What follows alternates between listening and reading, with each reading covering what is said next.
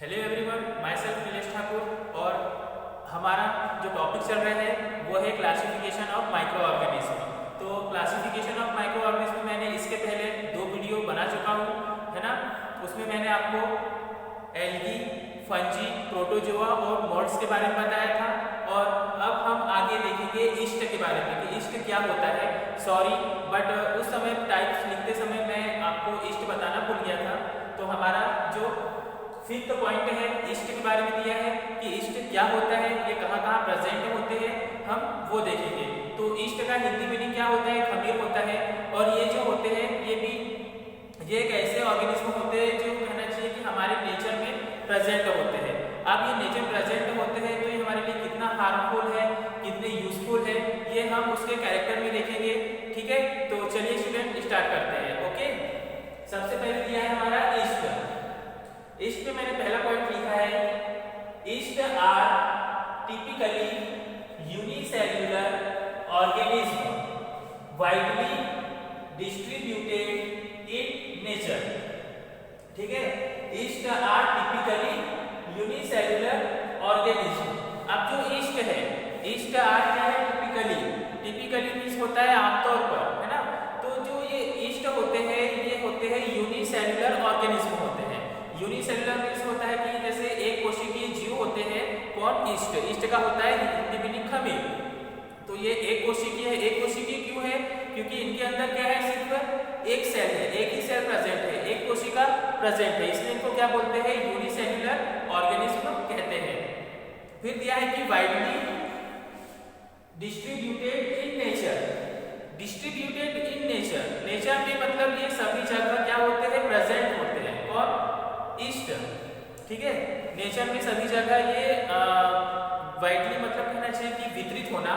तो नेचर में ये सभी जगह स्थित होते हैं। डिस्ट्रीब्यूटेड मतलब सभी जगह फैले हुए होते हैं या कहना चाहिए स्थित होते हैं, कौन, ईस्ट।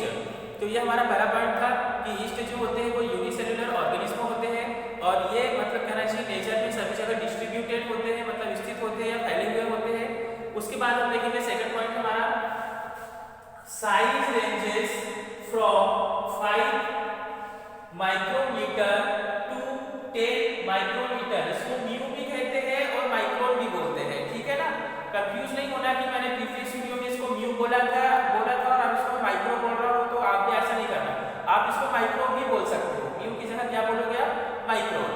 ठीक है, तो इसका साइज कितना है, size ranges from 5 micrometer to 10 micrometer. अब इसका जो साइज होता है वो कितने से कितने तक होता है, 5 मतलब 5 माइक्रोमीटर से 10 माइक्रोमीटर तक इसका क्या होता है, साइज होता है। इसका जो आकार होता है वो कितना होता है, 5 माइक्रोमीटर से 10 माइक्रोमीटर तक होता है। फिर उसके बाद है, they commonly occurs on grapes other fruits and plants. ठीक है, they commonly occurs on grapes other fruits and plants. अब जो ईस्ट है वो कॉमनली कहाँ कहाँ पर होते हैं, ग्रेप्स में होते हैं, ग्रेप्स मींस अंगूर में होते हैं, और अन्य फलों मतलब अदर फ्रूट्स मतलब कि अन्य फलों में भी होते हैं ईस्ट। और क्या दिया है, प्लांट्स में भी ईस्ट प्रेजेंट होते हैं। ठीक है, ईस्ट कहाँ कहाँ होते हैं, कॉमनली मतलब समान रूप से कहाँ कहाँ होते हैं, ग्रेप्स पर होते हैं और अदर फ्रूट्स पर होते हैं और प्लांट्स पर होते हैं ईस्ट। ठीक है, उसके बाद में हमारा 4th पॉइंट है, yeast are also found in dung, soil, milk and observe in throat culture. Yeast are also found in dung, soil, milk and observe in throat culture. अब जो ईस्ट है तो वो कहाँ कहाँ और पाए जाते हैं, डंग मीन्स क्या होता है, गोबर में भी ईस्ट पाया जाता है। सॉइल मतलब मिट्टी में भी, है ना, सॉइल में भी ईस्ट प्रेजेंट होते हैं। और मिल्क मीन्स दूध में भी ईस्ट प्रेजेंट होते हैं। और and observe in throat culture मतलब कि इन्हें किसके द्वारा ऑब्जर्व किया जाता है, थ्रॉट कल्चर के थ्रू इन्हें क्या किया जाता है, ऑब्जर्व किया जाता है, इन्हें पहचाना जाता है। ठीक है ना भाई, अगर मिट्टी में ईस्ट है या नहीं है तो हम उसको कैसे हम पहले उसका कल्चर करेंगे, कल्चर करने के बाद ही तो पता चलेगा कि ईस्ट इसमें प्रेजेंट है या नहीं है। अब मिल्क में भी बैक्टीरिया भी होते हैं, है ना, और अगर मान लो दूध में बैक्टीरिया आ गया है, ईस्ट भी आ गया है, तो उनकी पहचान कैसे करेंगे? बिना कल्चर किए तो हम उनका ऑब्जर्व नहीं कर सकते, है ना। तो ये कहाँ कहाँ प्रेजेंट होते हैं? डंग, गोबर में प्रेजेंट होते हैं, मिल्क में भी और सॉइल में भी। कौन? ईस्ट। और इनका ऑब्जर्व कैसे किया जाता है? कल्चर थ्रॉट के द्वारा इनका ऑब्जर्व किया जाता है। फिर उसके बाद हमारा नेक्स्ट पॉइंट है fifth, they are gram positive organism responsible for fermentation. क्या दिया है? They are gram positive organism responsible for fermentation. अब जो ईस्ट होते हैं वो कौन से, मतलब कहना चाहिए कौन से ऑर्गेनिज्म होते हैं? ये ग्राम पॉजिटिव ऑर्गेनिज्म होते हैं ईस्ट। और ये किसके लिए रिस्पॉन्सिबल होते हैं? फर्मेंटेशन, मतलब किण्वन की जो प्रोसेस होती है, फर्मेंटेशन की जो प्रोसेस होती है, उसके लिए क्या होते हैं? रिस्पॉन्सिबल होते हैं, जिम्मेदार होते हैं। क्यों होते हैं? क्योंकि ये क्या करते हैं? हार्मलेस, मतलब उनको हानि पहुंचाते होंगे। ये किसके अंतर्गत आ रहे हैं? ग्राम पॉजिटिव के अंतर्गत आ रहे हैं। और ये जो रिस्पॉन्सिबल होते हैं किसके लिए होते हैं? फर्मेंटेशन या किण्वन की जो प्रोसेस होती है उसके लिए ये क्या होते हैं? रिस्पॉन्सिबल होते हैं। ठीक है, अभी हमारा ये खत्म नहीं हुआ है, आगे और 2-3 पॉइंट बचे हुए हैं। पहले मैं आपको एक बार फिर से रिवाइज कर देता हूँ कि जो ईस्ट होते हैं वो टिपिकली यूनिसेलुलर ऑर्गेनिज्म होते हैं, है ना। और ये जो होते हैं पूरे नेचर में डिस्ट्रीब्यूट होते हैं, फैले हुए होते हैं। फिर हमारा सेकंड क्या देखा था कि इसका जो साइज होता है ना, जिसका साइज कहाँ से कहाँ तक होता है? 5 माइक्रोमीटर से 10 माइक्रोमीटर तक होता है। और थर्ड हमने क्या देखा था कि ये कॉमनली कहाँ कहाँ होते हैं? अंगूर पर होते हैं, ग्रेप्स पर होते हैं, अदर फ्रूट्स में होते हैं और प्लांट्स में होते हैं। फिर उसके बाद में ये कहाँ कहाँ पाए जाते हैं? तो पाए कहाँ जा रहे हैं? ये डंग में पाए जाते हैं, सॉइल में और मिल्क में पाए जाते हैं। और इनका अगर हमें ऑब्जर्व करना है, इनको पहचानना है, तो हमें क्या करना होगा? इनका कल्चर करना होगा। कल्चर के द्वारा ही हम ईस्ट को पहचान सकते हैं, इनका ऑब्जर्व कर सकते हैं। उसके बाद में हमने लास्ट पॉइंट हमारा देखा कि ये जो होते हैं ईस्ट, ये ग्राम पॉजिटिव के अंतर्गत आते हैं। और ये किसके लिए, कौन सी प्रोसेस के लिए रिस्पॉन्सिबल होते हैं? तो फर्मेंटेशन की जो प्रोसेस होती है उसके प्रति ये रिस्पॉन्सिबल होते हैं। कौन? ईस्ट। ठीक है, अब हमारे 3 पॉइंट बचे हुए हैं, हम उन्हें भी देख लेते हैं। ओके, अब हमारे 2 पॉइंट बचे हुए हैं ईस्ट के, हम उन्हें देख लेते हैं। उसके बाद में हम देखेंगे बैक्टीरिया के कैरेक्टर के बारे में। ठीक है, तो स्टार्ट करते हैं। ओके, अब मैंने 6 पॉइंट यहाँ पर लिखा हुआ है। It is useful to make Maggi, bread, cakes and wine. ठीक है, it is useful to making bread, cakes and wine. अब देखो, ब्रेड आपको पता ही है क्या होती है, आप डेली नाश्ते में उससे खाते भी हो, है ना। उसके बाद केक, जब भी कोई बर्थडे सेलिब्रेशन करना है, कुछ पार्टी वगैरह है, तो वहाँ पर केक करता ही है। ठीक, अब नंबर 3 वाइन। अब ये वाइन कौन कौन करता है, लेता है, ये मुझे तो पता, लेकिन अधिकतर लोग लेते हैं वाइन। सुना है क्या होता है वाइन, क्या होती है। तो इनका हिंदी मीनिंग तो मैं आपको बताऊंगा नहीं, आप खुद ही समझ जाओगे क्या होता है। बट अब क्या दिया है यहाँ पे कि इट इज यूजफुल, मतलब कि यह उपयोगी है। किसके लिए उपयोगी है? ये मैगी, मनुष्य के लिए ये यूजफुल होते हैं, उपयोगी होते हैं। क्यों होते हैं भाई? ब्रेड बन रही है, केक बन रही है, वाइन बन रही है, तो उसमें किसका यूज हो रहा है? ईस्ट का यूज हो रहा है। तो ये किसके लिए यूजफुल है? मेन के लिए, मतलब एक मनुष्य के लिए ये ईस्ट क्या है? यूजफुल भी है। अब ये हार्मलेस भी होते हैं, मतलब हानिकारक भी होते हैं। अगर उपयोगी भी है तो हानिकारक भी है। अगर कुछ ईस्ट आपको लाभ पहुंचा रहे हैं, आपके लिए यूजफुल है, तो कुछ ईस्ट क्या है? आपके लिए हार्मफुल भी है। ठीक है, तो हमने 6 पॉइंट में देखा कि ब्रेड, केक और वाइन के लिए मतलब किसका यूज किया जाता है? ईस्ट का यूज किया जाता है। और ये किसके द्वारा बनाई जाती है? तो मैन के द्वारा बनाई जाती है, तो ये मनुष्य के लिए उपयोगी भी है। बट अब हम जो 7 पॉइंट देखेंगे उसमें ये हार्मलेस भी है। किसके लिए? मैन के लिए। तो हम अब देखेंगे 7 point. Most of the yeast are harmless to man and few cause disease. ठीक है, most of the yeast are harmless to man and few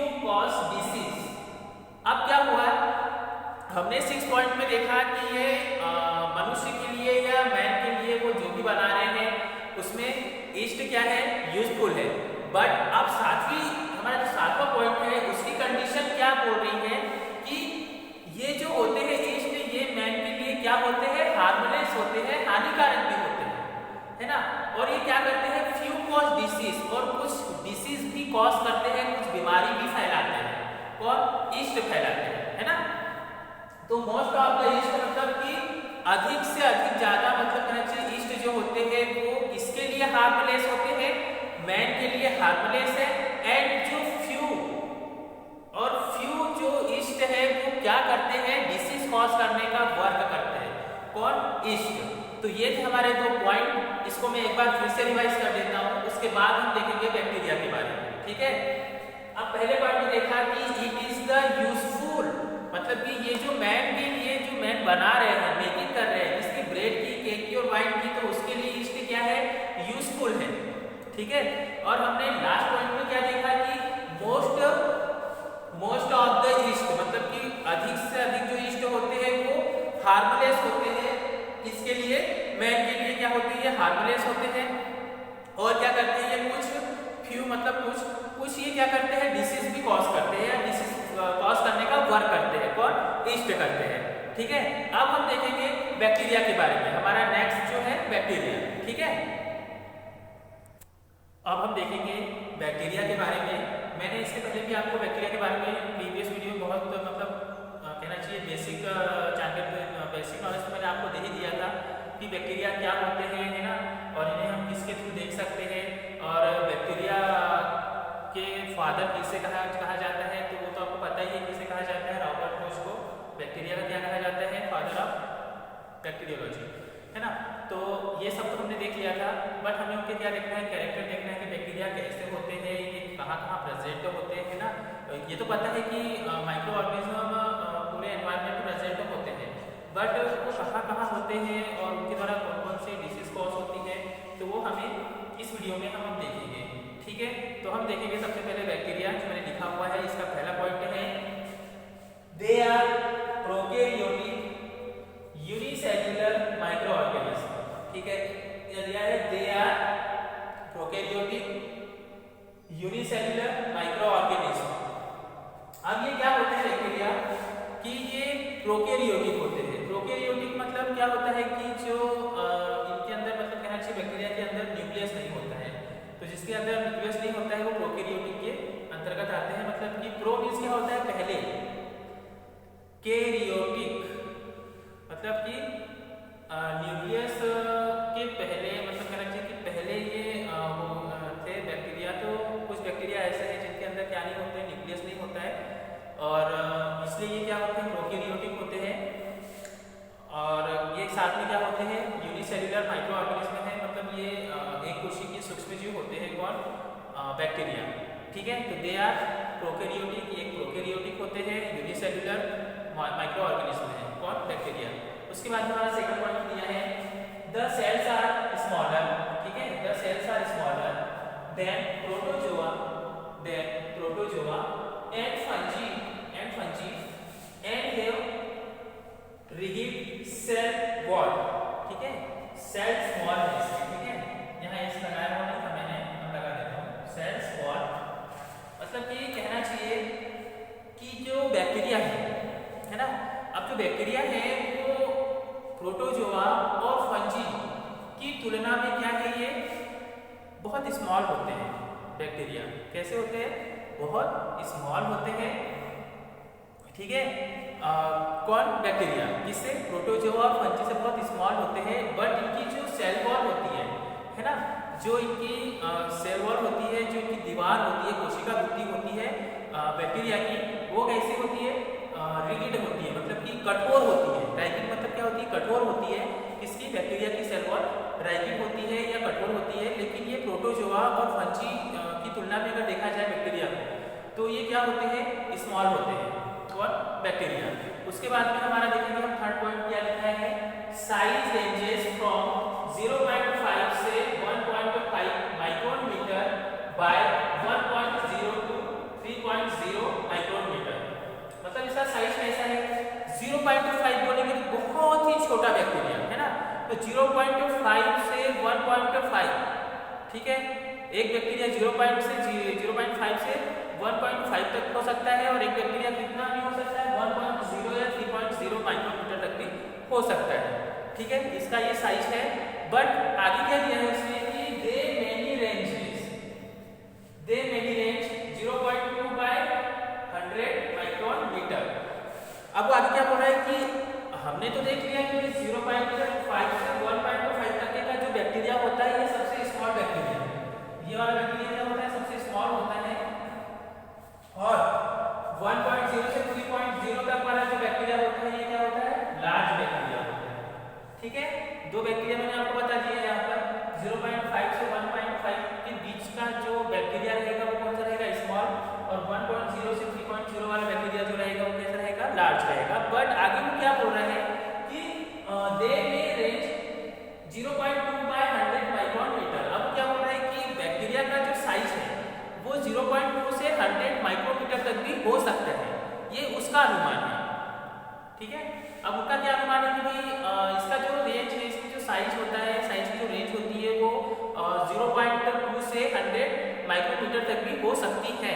लेकिन एक्चुअली उन्होंने क्या बताया है कि 0.5 से 1.5 ये वाला जो बैक्टीरिया होता है ये स्मॉल होता है, यहाँ लिख देता हूँ मैं, ये स्मॉल होता है। और 1.0 से 3.0 वाला बैक्टीरिया जो होता है ये कौन सा बैक्टीरिया होता है, ये लार्ज बैक्टीरिया होता है। लेकिन आगे वो क्या बोल रहे हैं कि 0.2 से 100 माइक्रोमीटर तक भी इनका साइज हो सकता है बैक्टीरिया का। ठीक है, अब हम आगे देखेंगे। They can be grown on artificial laboratory media. ठीक है, they can be grown on artificial laboratory media. अब आर्टिफिशियल लेबोरेटरी मीडिया के बारे में वो बात कर रहा है। तो ये जो बैक्टीरिया होते हैं इनकी हम ग्रोथ कैसे करवाएंगे, हम इनकी ग्रोथ लेबोरेटरी में करवाते हैं, है ना। तो हम आर्टिफिशियल मतलब कृत्रिम रूप से इन्हें कहाँ उगाया जाता है, इन्हें उगाना मीडिया में हम इन्हें कैसे करेंगे, उगाएंगे लेबोरेटरी में। मीडिया के थ्रू क्या करेंगे, इनको उगाएंगे।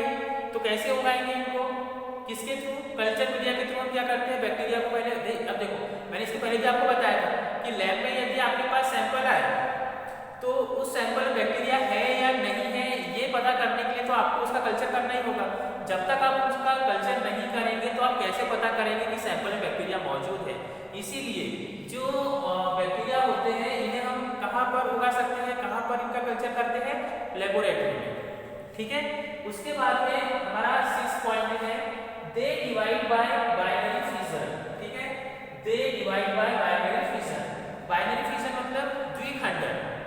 द्विखंडन के द्वारा ये क्या होते हैं, डिवाइड होते हैं आपस में, अलग अलग फॉर्म में बढ़ जाते हैं ये, है ना। कुछ राउंड शेप के होते हैं, कुछ रॉड शेप के होते हैं, कुछ बंच में होते हैं, कुछ चेन फॉर्म में होते हैं। तो ये किसके द्वारा डिवाइड होते हैं, divide by binary fission. Binary fission के द्वारा ये क्या होते हैं, बैक्टीरिया डिवाइड होते हैं।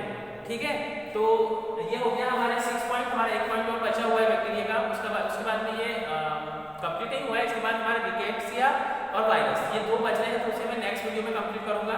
बट इसको मैं एक बार मैं रिवाइज कर देता हूँ, फिर एक पॉइंट आपको बताता हूँ। ठीक है, कि जो बैक्टीरिया है, हम किस बारे में देख रहे हैं, बैक्टीरिया के बारे में देख रहे हैं। तो बैक्टीरिया जो होता है वो प्रोकैरियोटिक होता है और यूनिसेलुलर माइक्रोऑर्गेनिज्म होता है।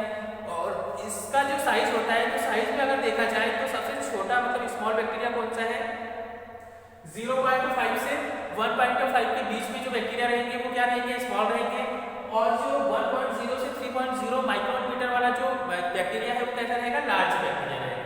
बट उसने आगे क्या बोला है कि और इसका अनुमान उसने बताया कि कुछ मतलब बैक्टीरिया का साइज 2.0 से 3 मतलब 100 माइक्रोमीटर तक भी हो सकता है। उसके बाद में हमारा पांचवा पॉइंट था कि बैक्टीरिया की अगर हमें ग्रोथ करवानी है तो ग्रोथ करवाने के लिए हमें किसका यूज करेंगे, हम इसको कहाँ देख सकते हैं, लेबोरेटरी में। लेबोरेटरी में हम इसकी ग्रोथ करवाएंगे, कल्चर मीडिया के थ्रू हम इसकी क्या करवाते हैं, ग्रोथ करवाते हैं। तभी तो हमें पता चलता है कि सैंपल में जो सैंपल आया है उसमें बैक्टीरिया है या नहीं है। फिर उसके बाद हमारे 6 पॉइंट में देखा कि ये जो डिवाइड होते हैं किसके द्वारा डिवाइड हो रहे हैं, बाइनरी फिजन के द्वारा डिवाइड होते हैं, मतलब द्विखंडन के द्वारा ये डिवाइड होते हैं, है ना। कुछ चेन फॉर्म में चले जाते हैं, कुछ बंच में चले जाते हैं, कुछ रॉड शेप में हो जाते हैं, कुछ राउंड शेप में हो जाते हैं। इस टाइप से कुछ विब्रियो कोलेरा मतलब कुछ स्नेक के जैसे हो जाते हैं, कुछ फ्लैजेला के टाइप के जैसे दिखाई देते हैं। इस टाइप से मतलब डिवाइड हो जाते हैं बैक्टीरिया। अब हम इसका देखेंगे लास्ट पॉइंट। अब हमारा बैक्टीरिया का लास्ट पॉइंट बचा है, देखेंगे some bacteria spoil food and some are useful in making food. ठीक है, पढ़ने से ही समझ में आ रहा है कि यूजफुल और स्पॉइल फूड थोड़ा सा डिफरेंट है। अगर आपको समझ में नहीं आ रहा है तो आपको समझाऊंगा, बट लाइन पढ़ने से भी थोड़ा बहुत समझना चाहिए कि सब बैक्टीरिया स्पॉइल फूड। ठीक है, सब बैक्टीरिया स्पॉइल फूड मतलब कि जो कुछ बैक्टीरिया होते हैं, सब बैक्टीरिया मतलब कुछ बैक्टीरिया ऐसे होते हैं जो क्या करते हैं, स्पॉइल फूड मतलब कि फूड को स्पॉइल करने का वर्क करते हैं, मतलब कि स्पॉइल खराब करने का काम करते हैं। कुछ बैक्टीरिया क्या करते हैं कि फूड को खराब करने का वर्क करते हैं।